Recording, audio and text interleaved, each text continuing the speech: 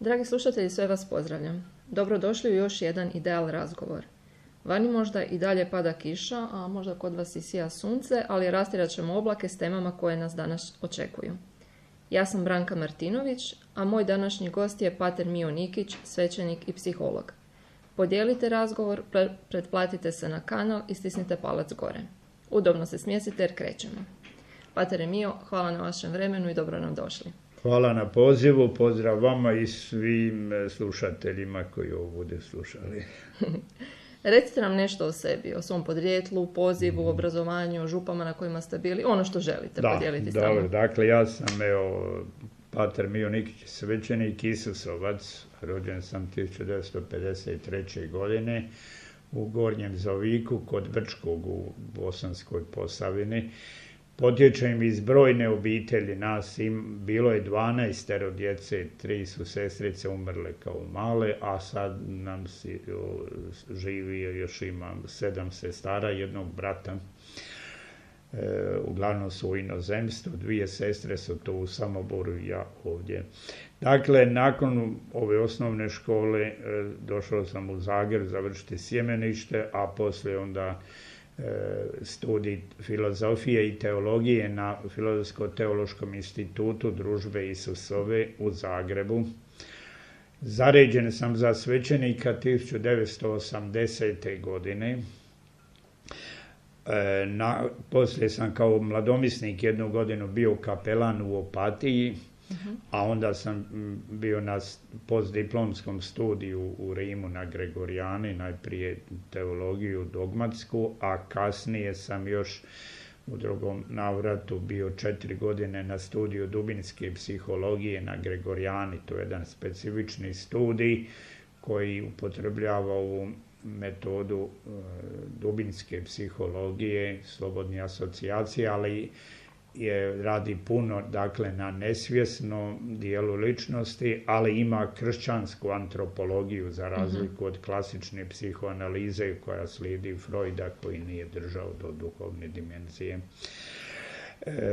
Evo, nakon povratka iz Rima još sam bio jedno vrijeme odgojitelj bogoslova, a onda sam 2002. godine doktorirao na Katoličkom bogoslovnom fakultetu na temu slika Boga u novim vjerskim pokretima i sljedbama. Pa evo, o tom sam dosta i pisao i bavio se i nastupao u medijima na tu temu. Inače sam većinu života proveo kao profesor na Fakultetu filozofije i religijskih znanosti, a trenutno predajem na Filozofsko-teološkom institutu. To je naš studij teologije koji je pripojen Papinskom sveučilištu Gregorijani. Znači, iako sam ja u mirovini službeno i mogu predavati još na ovom Filozofsko-teološkom institutu predmete iz psihologije i dogmatske teologije.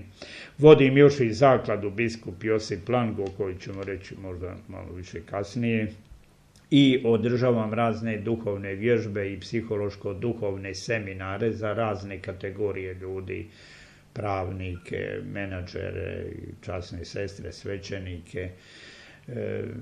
I evo, imam još na Radio Mariji jednu svoju emisiju mjesečno i razgovore imam s ljudima tjedno jednom, ljudi koji imaju i psihološki i duhovni problema.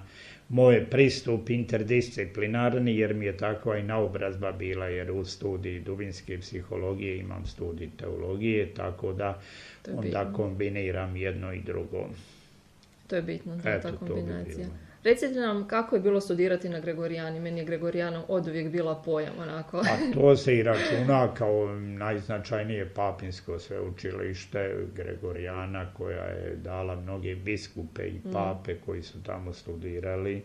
Evo, ja sam tam bio u 2 navrata, 2 godine sam studirao dogmatsku teologiju, licencijat, dakle, postdiplomski studij, a onda u drugom navratu oni imaju jedan institut za psihologiju, tu dubinsku psihologiju, specifični studij gdje je ograničeno u moje vrijeme na 15 studenata je samo moglo iz čitavog svijeta tamo studirati, jer uz ovu klasično predavanje ispita imali smo i osobnu psihoterapiju. Svi smo morali proći tu psihoanalizu, znači ići 2 puta tjedno na razgovore s profesorom, imati superviziju.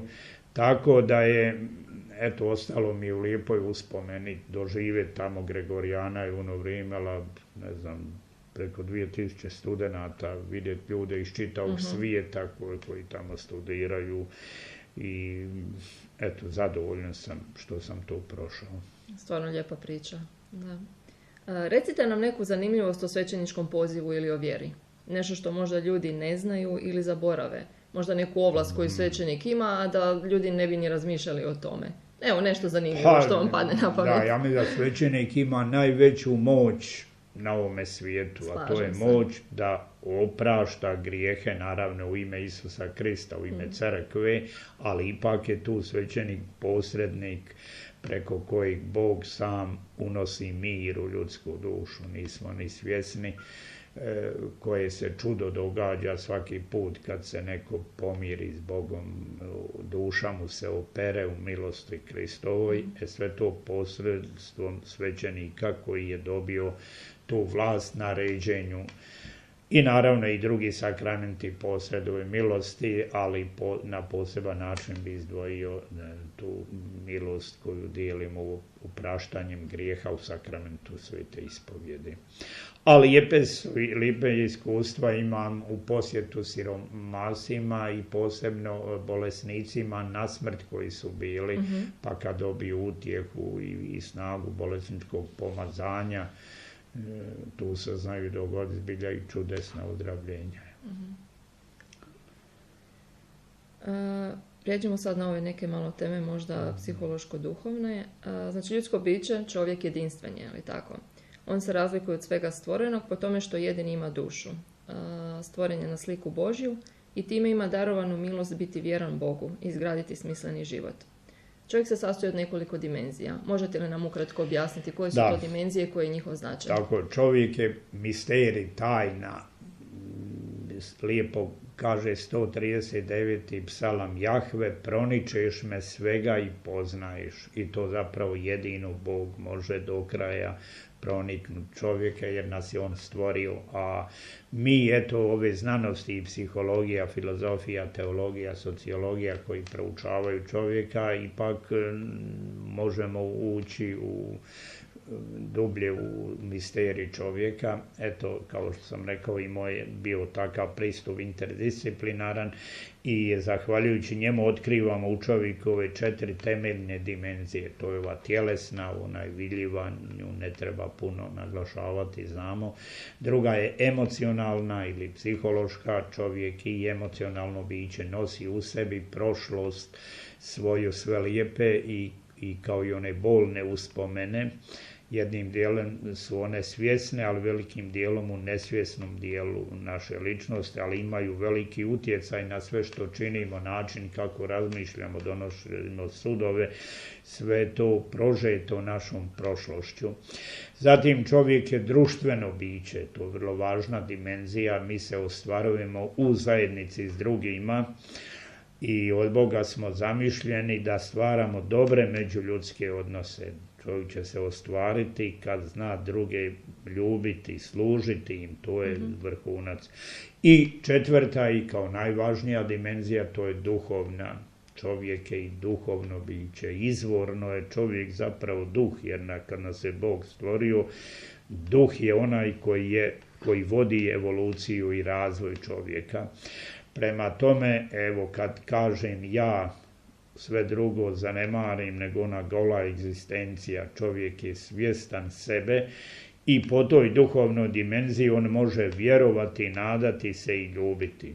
To jedino čovjek može, on potom nadilazi sva druga živa bića i po tome se on i najviše ostvaruje.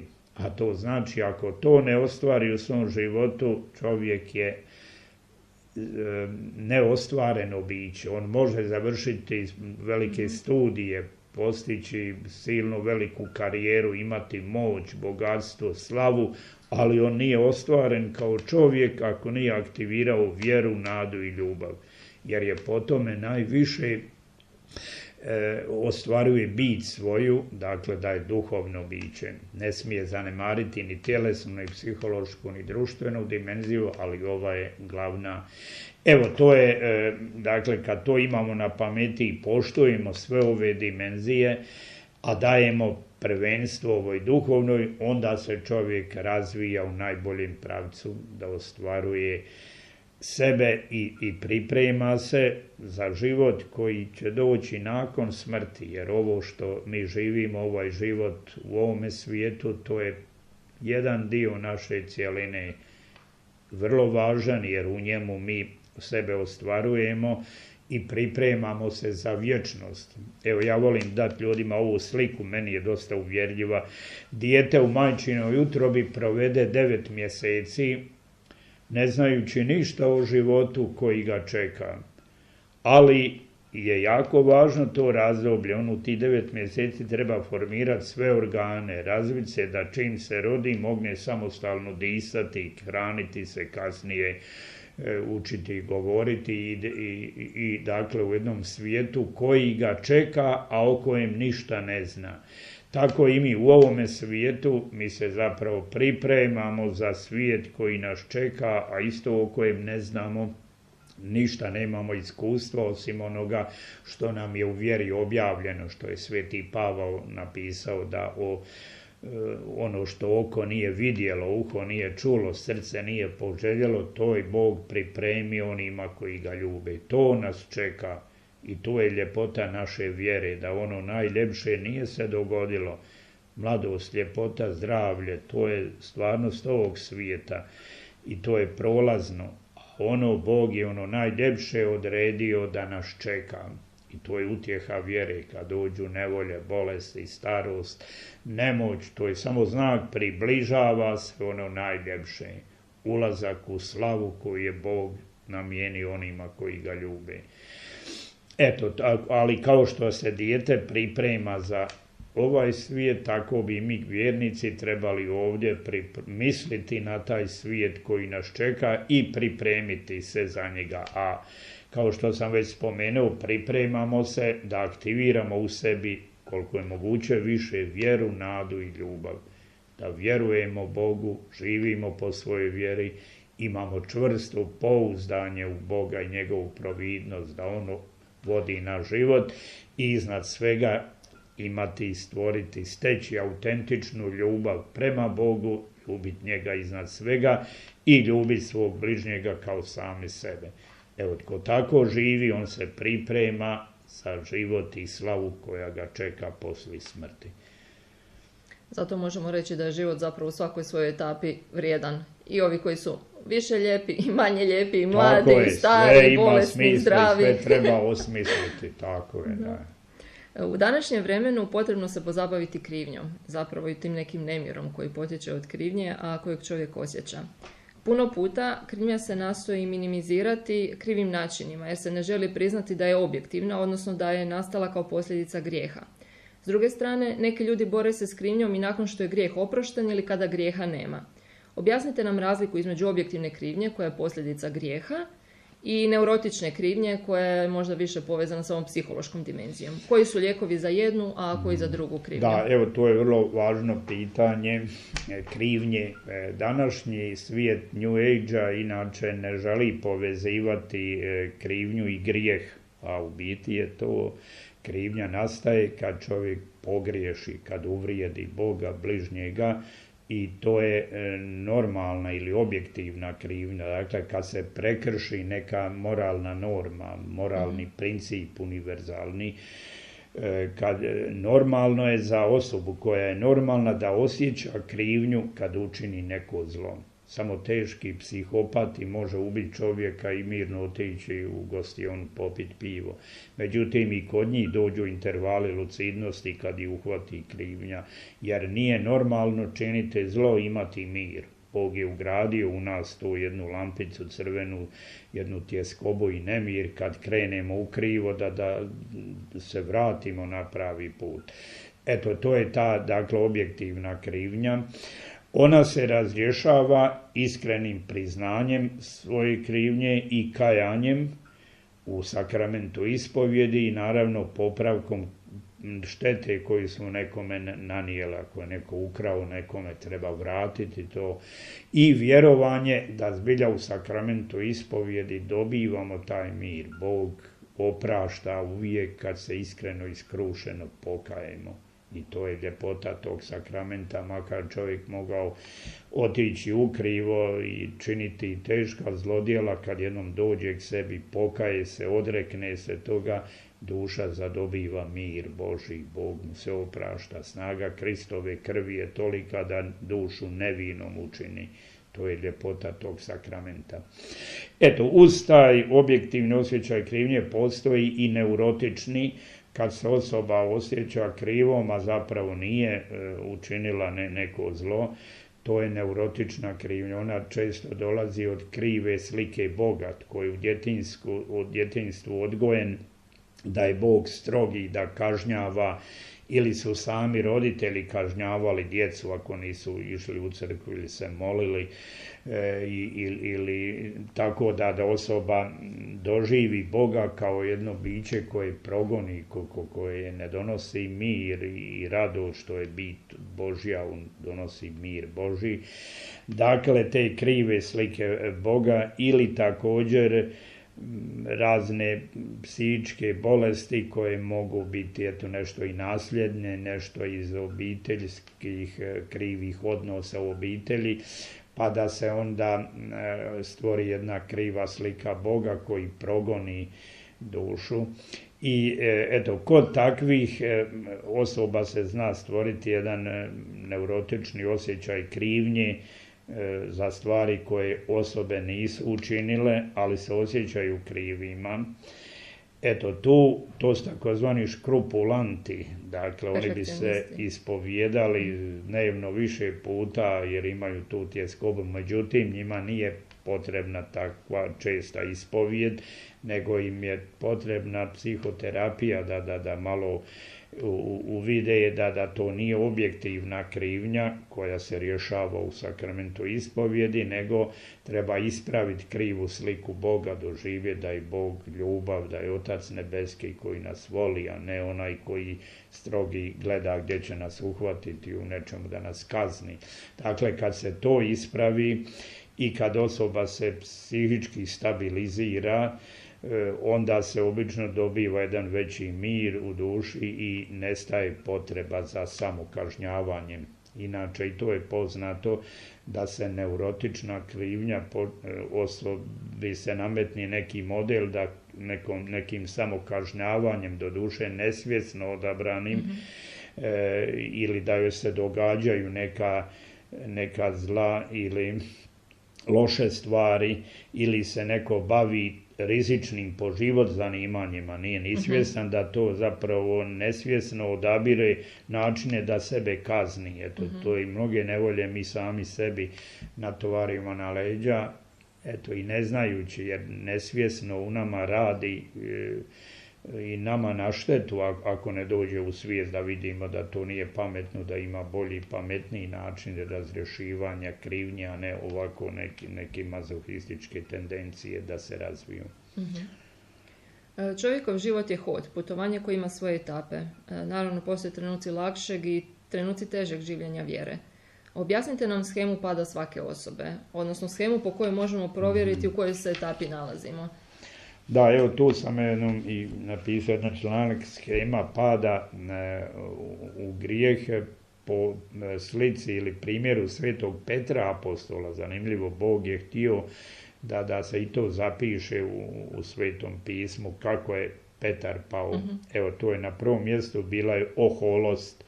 Kad Isus kaže učenicima, vi ćete svi mene ostaviti i napustiti, onda Petar izlazi i govori, ako te svi ostave, ja neću, u mene se možeš uzdati.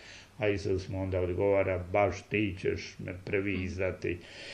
Zatim drugi korak je Petar zanemaruje Isusov poziv na molitvu i bdjenje. Isus u svojoj muci u agoniji je molio da bdiju s njim, a oni su spavali. Znači kad se zanemari molitva i bdjenje, to je već dublje ulaženje u prostor grijeha. Treći korak na putu pada je Petar se upušta u slobodne aktivnosti. On tamo vadi mač i odreže uho jednom vojniku koji je došao da uhapse Isusa. Dakle, Isus tražio od njih da bdiju i mole se, a ne da idu ovako u ovu borbu. Ali eto, on više tu da sebe, svoju čast nekako obrani. Četvrti korak, Petar nema hrabrosti slijediti Isusa izbliza nego izdaleka. I kaže se tamo, pošto ga uhvatiše, odvedoše ga u kuću velikog svećenika, Petar ga je izdaleka slijedio. Onda dolazi peti korak, Petar se grije uz vatru dok Isusa šibaju tamo i šamaraju. I na koncu slijedi izdaja, kad je ona žena rekla Petru, i ti si njegov učenik i govorite to izdaje, drugi su isto to prihvatili. On govori, ne znam toga čovjeka. Zanimljivo dokle čovjek može pasti, on koji je 3 godine s Isusom živio, bio čudesa njegova u času slabosti, govori da nikad vidio Isusa, ne zna uopće o kome vi govorite. Međutim, evo, za razliku od Jude koji je izdao Isusa i otišao, objesio se, šta je se dogodilo s Petrom? On se gorko zaplakao, pokajao se, Isus mu je oprostio. Ali je dobro znati ovu shemu pada, tako više manje svi padamo. Na prvom mjestu je oholost, kad se neko počne praviti važan, izdizati iznad drugih, to je đavolsko djelo. I što prije uvidimo tu opasnost oholosti i odreknemo se, oslobodit ćemo se mnogi nevolja. Sveto pismo kaže, Bog se protivi oholima, a poniznima daruje milost. Biti ponizan znači živjeti u istinu, imati Boga na prvom mjestu. Zatim imati stalnu molitvu, ne zanemariti molitvu i bdjenje. Ko se redovito moli, on molitvom hrani svoju vjeru i Boga čuva, neće izdati Boga. Zatim da čini ono što Bog hoće, da slijedi Isusa izbliza, znači da ima hrabrosti i posvjedočiti da pripadam Bogu Isusu, crkvi, ne bojati se javno posvjedočiti svoju vjeru. Kad smo gdje u restoranu prije ručka jela, zašto se ne bi pomolio? Šta me briga šta drugi misle, meni je važno ovdje da imam Božji blagoslov. I evo, ne tražiti sebi utjehu u kojom izdajem Boga, nego utjehu koju mi Bog daje. I na koncu, evo, onda neće doći do izdaje ko slijedi dakle, ponizan čovjek koji se moli, živi po Božjim zapovjedima. Vjera se gubi kad se po njoj ne živi, a jača se kad se živi po njoj. Znači, ko redovito se moli, čini dobra djela, drži do Božjih zapovjedi, on će rasti u svojoj vjeri. Kad nastupe krizni, teški trenuci, kako se možemo stabilizirati i ostati smireni? Što nam može pomoći? Postoje li neki koraci pomoću kojih se možemo podsjetiti tko smo, što smo, kako bismo onaj prvi trenutak mogli se nekako smiriti i krenuti dalje? Tako, da, kad je čovjek u nevolji, muci, meni je osobno pomogla ova shema i ja i drugima preporučujem. Prvo se sjetiti, Bog zna kako mi je. Možda drugi ne mogu i ne znaju, ali Bog koji je sveznajući zna da sam u tjeskobi sad, muci, nevolji i velikom problemu. Drugo, Bog mi može pomoći, on je svemoguć. Imam prijatelja, ali ne može mi ako me muči nešto što on ne može pomoći, ali Bog sve može. Dakle, on je svemoguć. Zatim, Bog me ljubi neizmjerno. To je silno važno, u mojej nevolji Bog sve zna kako mi je, može mi pomoći i on me voli i ja ga molim, a on ako i dalje ne priskačem u pomoć, to je znak, eto, to je sad snaga vjere.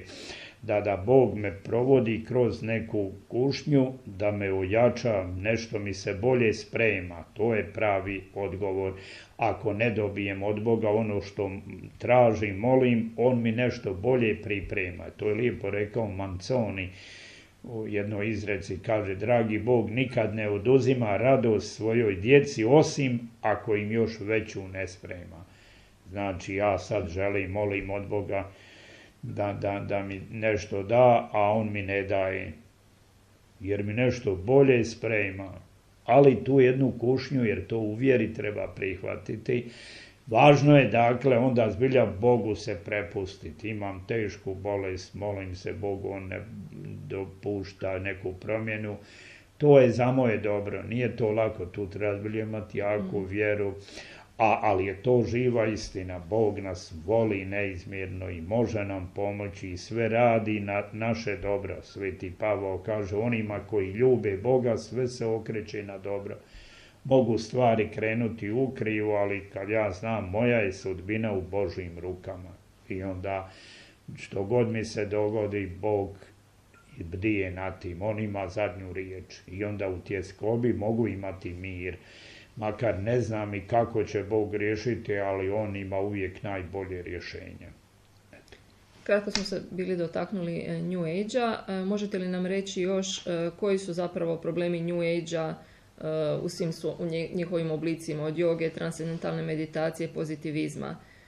Znači, koja je temeljna razlika između te duhovnosti i katoličke vjere i zašto je ona zapravo nedopustiva katoliku?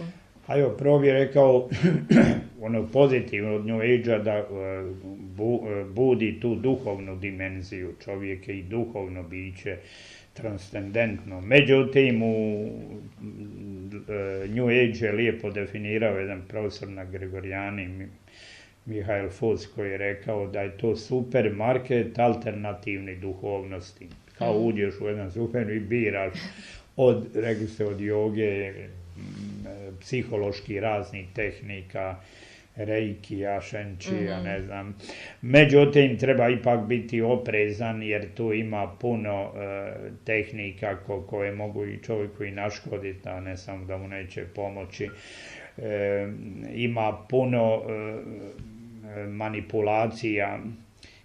U Zagrebu je prije 20 godina bio jedan centar Šenči gdje su nudili jednom da sve mogu riješiti probleme. Jedan je dolazio branitelj koji je trebao ići na dijalizu i tam ga uvjerili da ne mora ići na dijalizu. A on je rekao, ali meni je sve teže. Onda je dobio odgovor, trebaš dotaknuti dno patnje i onda će doći oslobođenje. I on je nažalost povjerovao i kad je dodirnio dno patnje nije se probudio više. Dakle, da je ostao i normalno išao na dijalizu i još bi živio.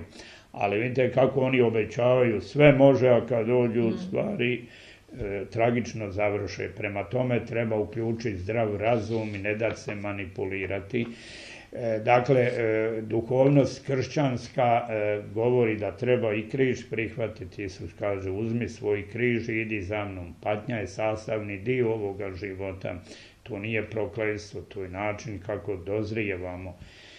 Ima Gustav Kreklec jednu lijepu pjesmu koju ja volim citirati. Kaže, Guslara sretog bio je slijep, ali reče sinko, život je lijep. Zbunih se malko, zar zbilja lijep, vidjet ćeš sinko kad budeš slijep. Mnogi progledaju kad oslijepe, slikovito rečeno, kad dožive neku nevolju, neku tragediju, odjednom otvore se oči pa upoznaju tada vjeru Boga, koji su bili ateisti, postanu vjernici kad dobiju prođu kroz neku nevolju. Prema tome, evo, to je kršćanska duhovnost, je otvorenost Duhu Svetome koji onda razlijeva ljubav Božju u naša srca, uvjerava nas da nas Bog voli, da život ima smisao i onda kad je težak, to je bit kršćanske duhovnosti, vjerovanju u Krista koji je svojom žrtvom mene spasio. Ja vjerujem u Krista, ulazim u njegov svijet i bivam spašen. Dok New Age nudi duhovnost koju čovjek sam svojim silama postiže, tam ne treba ni Isus, ni Duh Sveti, nego imaju razne tehnike oslobađanja, što je jedna velika iluzija i zaluđivanje ljudi. Dakle, eto, treba uključiti jednostavno zdrav razum i moliti se Duhu Svetom da nam otkrije pravu istinu i da nas vodi kroz istinu. Evo, možemo samo ukratko prijeći na analizu nekih čestih slučaja koji se danas događaju, koji su recimo meni pali na pamet.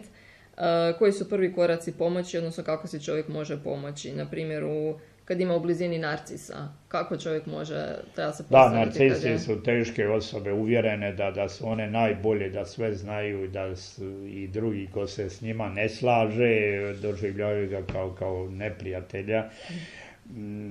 Dakle, teško je i njih psihoterapeuti ne vole imati kao pacijente takvi jer su oni jako teški, ne žele se mijenjati jednostavno.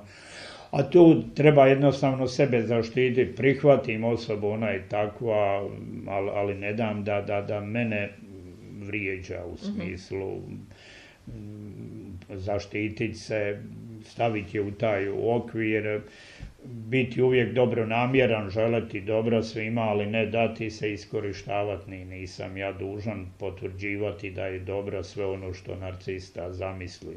Imam svoj život. Teže je malo ko je u braku, a sa jednom narcisičkom osobom mora živjeti, mora joj potvrđivati, eto to je onda velike nevolje mogu nastati. Ukoliko ima one iskrenog, bar malo nešto poštenja, osoba će vidjeti da bi se i ona trebala u nečemu mijenjati. Iako zatraži psihološku pomoć, eto, može se pomoći. A što se tiče drugih, recimo paranoidna osoba, ona se osjeća progonjenom, svi su protiv mene. To isto zna, ako je baš teška paranoja, tu zna isto biti težak život s takvom osobom, jer ona sitnice, neutralne neke poteze tumači kao je protiv mene, a nije. Eto, i takvima treba pomoći da nije sve tako neprijateljski. Poznato je da su takve osobe u djetinjstvu loše odgajane, kad su roditelji djeci govorili ne idi na cestu, auto ćete zgaziti, ukrašćete, ne znam, cigane ili netko, i onda se dijete svud vidi opasnost. I onda to se negdje u podsvijesti ureže, da oni kasnije, kad god vidi da nešto se događa, prva će mu biti pomisao protiv mene neko nešto smišlja. Nije. Znači, treba u glavi promijeniti način razmišljanja, i to je jedno pravilo u psihoterapiji koje nalazimo u poslanici Rimljanima u 12. poglavlju.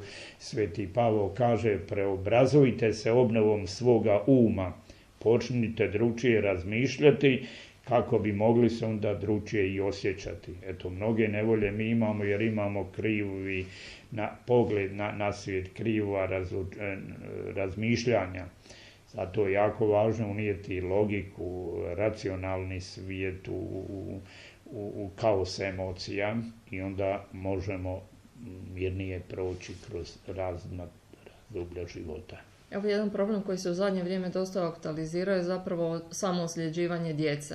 Kako pomoći djetetu koji se samo ozljeđuje, možda neki savjet za roditelje, što trebaju napraviti, jer je to nekako povezano i sa tim očajem, i s frustriranošću, tako je, najčešće su to djeca koja nisu doživjela istinsku ljubav i prihvaćanje. Roditelji danas nemaju vremena, trebalo bi se igrati s djecom, doživljavati njihov svijet kao svoj, a kad to dijete ne doživi, onda ono nesvjesno reagira, pa onda želi tako privući pažnju da se ozljeđuje. To je nesvjesna logika, ali ona funkcionira kod djece, a i kasnije i kod odraslih kad dođu u regresiju dublju. Isto tako česti su pokušaji samoubojstva kao vapaj za pomoći. A evo, znači, jednostavno je rješenje u tome da više vremena posvetimo djeci, da imamo autentičnu ljubav, da im dadnemo da oni dođu do izražaja, da izraze verbalno ili neverbalno svoje potrebe i želje, i onda će i sam njihov razvoj krenuti boljim putem. Imate li koji savjet za osobe koje se stalno moraju nositi sa pritiskom javnosti? ne znam, neki, pa ajmo reći i političari, uspješne osobe, sportaši, oni su stalno pod nekim pritiskom javnosti zapravo, sa svih strana, što društvene mreže, što novinari, što općenito javnost, svaki njihov postupak je pod povećalom. A pogotovo recimo osoba ako želi živjeti vjeru i živi je istinski, ona će još dodatno biti pod povećalom jer to danas je postalo, ajmo reći, problematično. Kako se oni mogu bolje nositi? Temeljno je pravilo ono što Biblija kaže, već na početku Biblije kaže, ako pravo radiš, vedrinom odsijevaš. Znači da ja živim moralno po principima morala, da drugima ne zagorčavam život, nego želim dobro i koliko mogu im pomognem. Tada, bez obzira što drugi o meni mislili, ako ima uvjerenje da Bog mene voli i važno mi je šta Bog misli o meni, onda mi neće biti toliko važno šta sad drugi o meni misle. Znači, jedan istinski vjernik ne bi se trebao bojati šta će sada društvo pisati o meni. S druge strane je istina i to, ko želi biti Božji, ima danas sila moćnih koji baš napadaju, bit ćete progonjeni ako hoćete biti Božji do kraja. Ali to je prednost naša, to izvori radosti. Nek me progone, važno mi je da Bog je zadovoljan sa mnom. Čak što više je za očekivati je, ko želi zbilja biti Božji, da neće mu svijet laskati, nego će biti i protiv njega. Ali naravno mi ne smijemo, što kaže Pavao, dati povoda ljudima da tako misle, i crkva je svjesna da ima i u njezinim redovima i slabiji i grešni ljudi, i tu treba priznati i čistiti se, ali se ustrajati u onoj Božjoj istini koja nam je objavljena, bez obzira na to šta će drugi misliti o meni. Dakle, to što je jača vjera kod pravog vjernika, da radim dobro, onda bez obzira šta drugi misle, lakše se to podnosi, nije lako, ali Bog daje snagu za to. Evo, zanimljive teme, mogli bismo nastaviti u nedogled o svemu tome. Približavamo se kraju, pa nam predstavite ukratko zakladu biskup Josip Lang.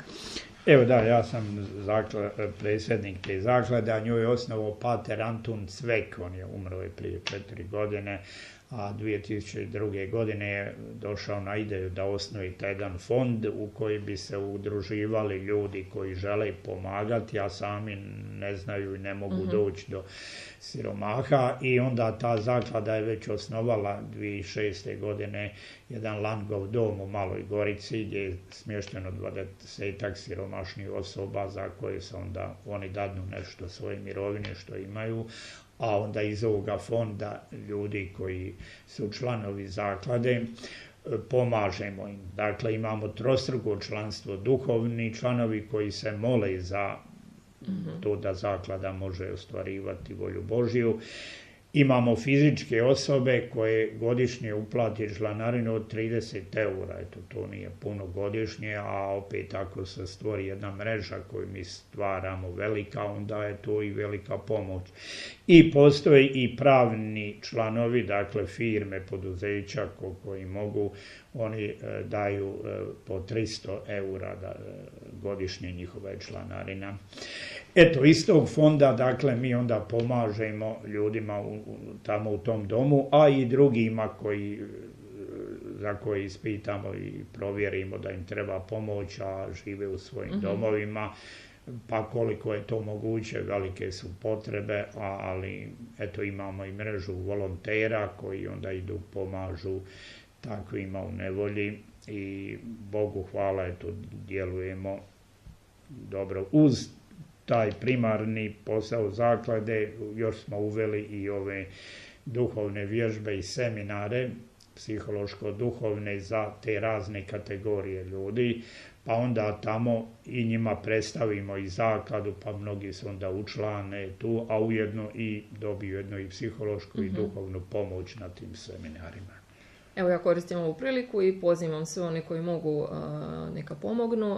Napisat ću u opisu videa IBAN, pa evo tko može neka da, evo ja se već unaprijed zahvaljujem i podsjećam da tamo naši korisnici svaki dan mole i krunicu za naše dobročinitelje. Znači, evo, još jedan poticaj. Se uključi, bit će trajno u našim molitvama. Prekrasno, da. Evo, pri kraju našeg razgovora imam nekoliko brzopoteznih pitalica koje su onako malo opuštenije, veselije. Jeste li spremni? Možemo. Može. Ajmo, kava ili čaj? Čaj radi. Seoska ili gradska župa? Gradska. Ženidba ili sprovod? Možda malo čudno, ali... Ja inače volim govoriti na sprovodu jer su tad ljudi otvoreniji za one poruke teže, a vjenčanje naravno to je radosniji, to bi ono čovjek odabrao, ali to jedno i drugo mi je privlačno u smislu kao prilika za navijestiti evanđelje. Kopno ili more? More. Najdraži blagdan? Božić mi je od djetinjstva lijepe uspomene, pa mi dođe prva asocijacija. Iako je teološki, je Uskrs najveći, ali eto, rekli smo da treba odgovoriti prvo što dođe, pa mi je onaj Božić budi tak lijepe uspomene. Jutarnja ili večernja misa? Večernja misa. Najdraži dio svećeničkog poziva, o tome smo malo na početku. Pa meni je ovaj navještaj da nas čeka daleko ljepše nego li ovdje išta smo doživjeli. Dakle, eskatološke stvarnosti, o tome volim govoriti ljudima i mislim da je to uvjerljivo. Neki cilj naš, dalekosežni zapravo. Pisanje ili čitanje? Evo. Čitanje. Evo ga, to su bile brzopotezne pitalice i na kraju možete li nas upoznati malo sa katoličkom meditacijom, nekako ljudi koji žele malo pokušati kako krenuti?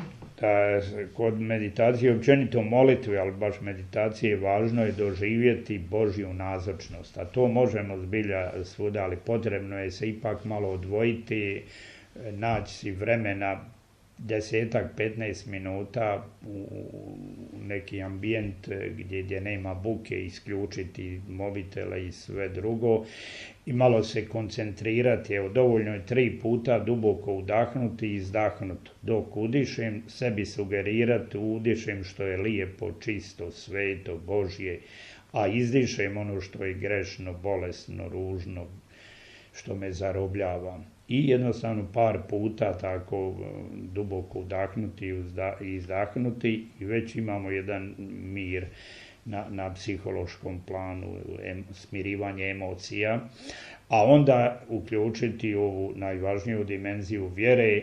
Bog je ovdje nazočan, Bog je uvijek svuda oko nas, ali mi nismo tog svjesni, ali u molitvi, meditaciji to je ključno. Ovdje nisam sam, kao zamislije da sam slijep, a pored mene je netko, ja ga ne vidim, ali to je živi čovjek. Tako i ovdje živi Bog, svemoćni Otac moj, a ne vidim ga ovim očima, ali duboko vjerujem. Evo, i to, i onda još drugi korak, taj Bog koji je ovdje, to je ljubav sama, to je ljubav kao sunce koje me grije. I dovoljno jednostavno uživati sad u toj istini. Ovdje je sunce koje me grije, ljubav koja me je stvorila, koja me čeka.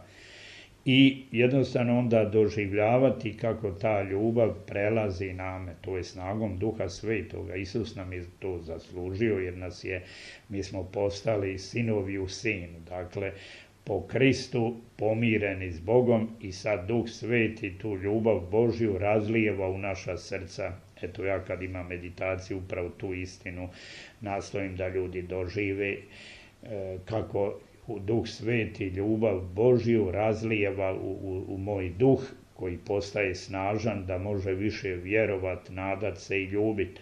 A onda kao na Plitvičkim jezerima, kako ona voda iz jednog jezera ide u drugo, tako i ovdje sa duhovne dimenzije prelazi na emocionalnu.